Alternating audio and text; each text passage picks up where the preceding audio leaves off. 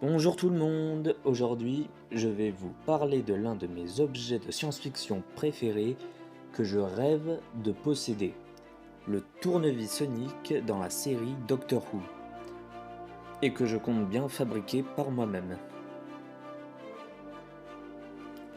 Mais pour plus de simplicité, on va s'aider du tout premier tournevis sonique apparu dans Fury from the Deep, autrement dit en français La Fureur des Profondeurs, avec le deuxième Docteur de 1966 à 1969, Patrick Troughton.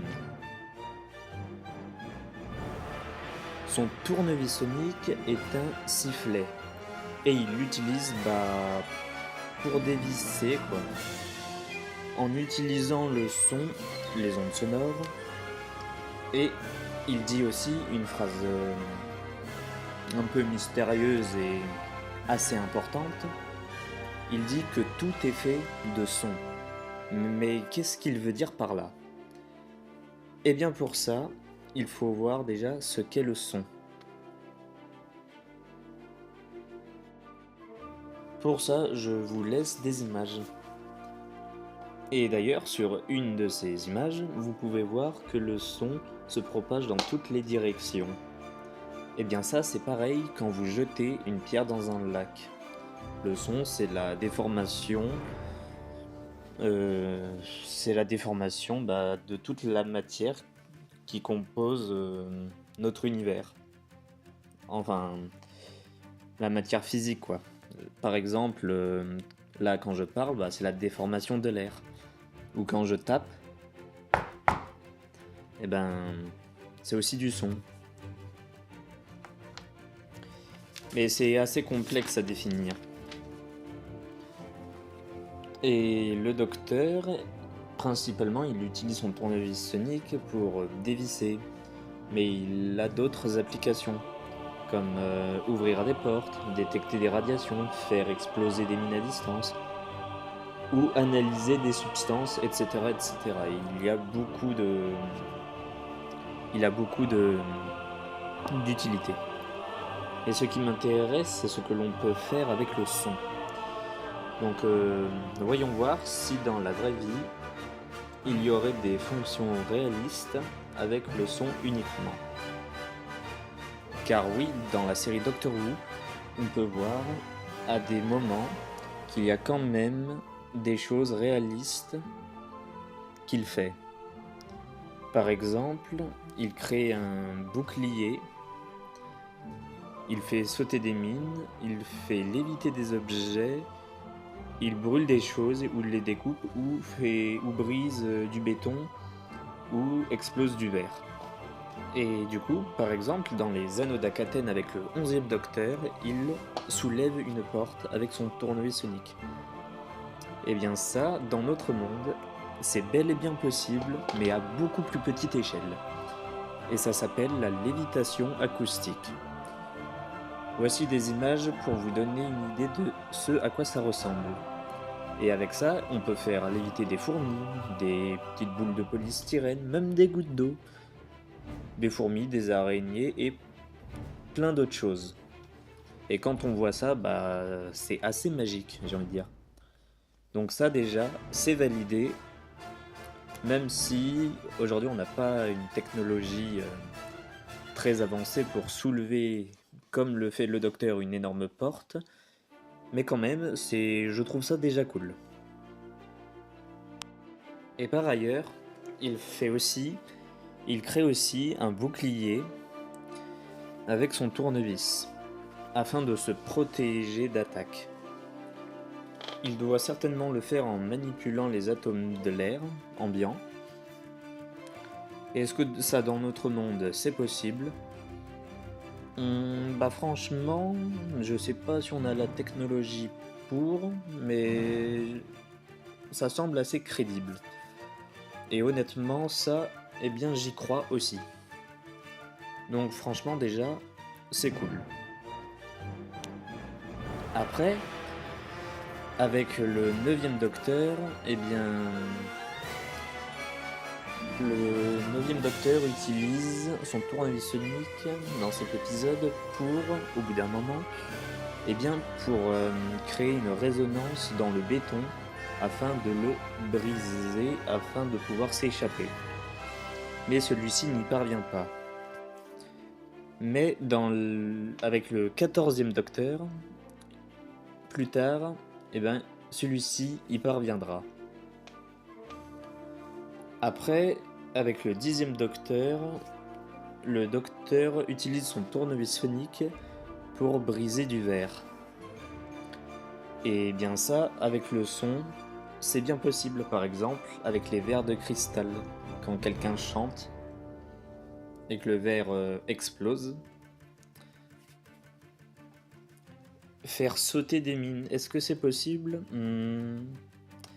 Après, j'ai envie de dire que les mines, là, étant donné qu'elles sont enfouies dans le sol, avec une fréquence, une bonne fréquence, et une technologie, je pense, quand même assez développée, il serait possible de faire vibrer le sol afin de secouer les mines pour qu'elles explosent. Donc ça aussi, c'est certainement possible.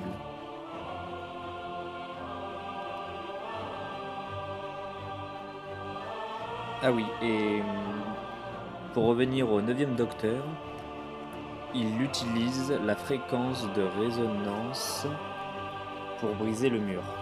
Mais ça, c'est un peu complexe. Allez voir des vidéos sur les fréquences de résonance pour vous faire une idée.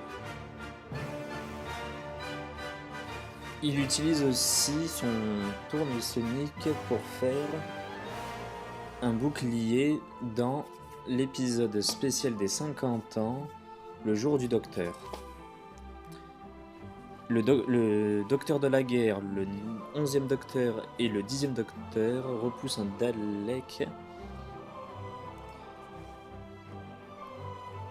Dans cet autre épisode, le Docteur... Bon, là par contre, j'ai trouvé qu'une image, mais il utilise son tournevis sonique pour exciter les gaz contenus dans une bouteille de champagne afin de la faire exploser. Est-ce que ça c'est possible ? Une fois j'ai vu un article et je crois que oui, c'est possible aussi. Sur cette autre image, il utilise son tournevis sonique pour souder. Et du coup, en parlant de ça, en manipulant toujours les atomes d'air, comme les atomes d'air bougent très vite, il serait possible d'échauffer l'air afin de pouvoir souder des petites puces électroniques comme celle-ci. Ou encore dans ce vieil épisode du second Docteur où le Docteur l'utilise pour découper ou brûler un mur. Je sais pas trop ce qu'il fait, mais comme vous pouvez le voir, ça brûle quoi. Et dans cet épisode avec le 10e Docteur, il utilise simplement le son avec des basses, histoire d'amplifier le son du tournevis afin de démolir des adversaires robots. Et ça casse bien les oreilles. Et ça, clairement, c'est possible et ça doit être bien casse-pied. Aussi, avec le 3e Docteur, dans La Mort Verte, le 3e Docteur utilise son tournevis sonique pour neutraliser des insectes mutants. Ça, c'est possible. Mais c'est pas forcément cool parce que ce soit des insectes ou des êtres humains, comme vous pouvez le voir sur la photo, ça casse bien les oreilles. Donc voilà. Et j'avais pensé à des façons de faire mon tournevis sonique. Tout mécanique, ou mécanique et électronique. Et voici une image que j'avais trouvée sur Pinterest et qui, franchement, m'a beaucoup plu. Et c'est vrai que vu comme ça, eh bien, ça ne ressemble à rien à l'intérieur du tournevis sonique. Mais avec, avec ma créativité, eh bien, j'ai pensé à un matériau pour la version du coup mécanique et l'électronique. Pour cette version, j'avais pensé à prendre du quartz. Qu'est-ce que le quartz? Le quartz, eh bien, c'est un matériau piézoélectrique. Que veut dire piézoélectrique? Eh bien, un matériau piézoélectrique, c'est un matériau comme le quartz, du coup. Eh bien, si tu lui donnes une action mécanique, il produira de l'électricité. Et inversement, si tu lui envoies un courant électrique, eh bien, le quartz va commencer à vibrer et à se déformer. D'ailleurs, c'est un composant qu'on retrouve eh bien, dans les montres à quartz ou même dans les ordinateurs afin de faire osciller la fréquence. Et comme ça, j'avais pensé à trouver le moyen de créer plusieurs fréquences. Et du coup, moi, eh bien, j'ai du quartz chez moi. Et ce quartz, c'est du quartz laiteux. Il est blanc et cette couleur, eh bien, elle est provoquée par l'exposition du quartz au rayonnement naturel d'éléments radioactifs ou de la présence de roches radioactives à proximité. Donc ça, c'est pas très important, mais c'est cool à savoir quand même. Le quartz est principalement composé d'atomes de silicium et d'oxygène,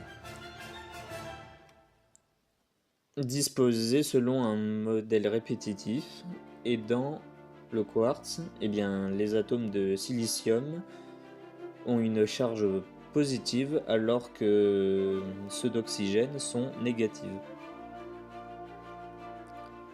Et aussi, si je vous parle du quartz, c'est que dans une vidéo de présentation de son tournevis sonique, N. Shutigatoa, qui joue le 15e Docteur, quand il avait présenté son tournevis sonique, eh bien, comme je vais vous le montrer sur cette image, il a présenté son tournevis et a dit que son tournevis était alimenté par un cristal violet. Bon, violet, on s'en fout, mais du coup, le cristal pourrait bien être, eh bien, justement, un cristal de quartz piézoélectrique, afin d'alimenter son tournevis sonique. Mais honnêtement, ça m'étonnerait qu'un petit cristal grand comme ça suffirait à alimenter un appareil de la taille d'une télécommande ou d'une calculette. Mais en théorie, c'est probablement possible.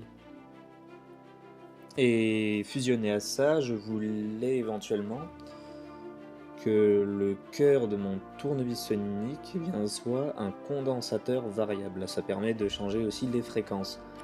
Et c'est un composant électronique que l'on retrouve généralement dans les vieilles radios.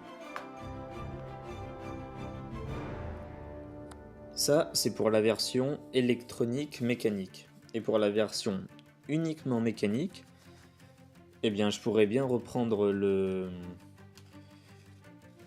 la version sifflet du 2e Docteur. En parlant de sifflet, j'ai un sifflet. Eh bien, j'ai un sifflet avec un sifflet pour et le sifflet que j'ai, c'est un sifflet à ultrasons avec une petite molette à l'extrémité pour faire varier la fréquence. Et ça, pour mon tournevis sonique mécanique qui pourrait ressembler à un sifflet, eh bien, ça peut être pas mal. Après, j'avais pensé à une autre version du tournevis sonique. C'est d'utiliser un peu comme un harmonica de verre. C'est un instrument de musique assez peu connu, avec des bols. Et d'ailleurs, celui qui a créé l'harmonica de verre s'est inspiré. Eh bien, vous voyez quand vous avez un verre en cristal et que vous mouillez votre doigt et que vous frottez le contour et que selon si vous videz de l'eau ou vous en rajoutez, eh bien le son est plus ou moins grave et aigu. Eh bien c'est comme ça que fonctionne l'harmonica de verre. Il y a des petits bols et des gros bols et il suffit de mouiller son doigt et de déposer délicatement celui-ci sur l'un des bols pour produire un son plus ou moins grave. Et j'avais pensé à ça pour avoir différentes fréquences, en espérant que ça marche. Et éventuellement, étant donné que l'harmonica de verre est assez fragile, eh ben, j'avais pensé à remplacer ça par des bols en bronze. Comme le bol tibétain, c'est exactement le même principe. Voilà une image de ce à quoi ça ressemble.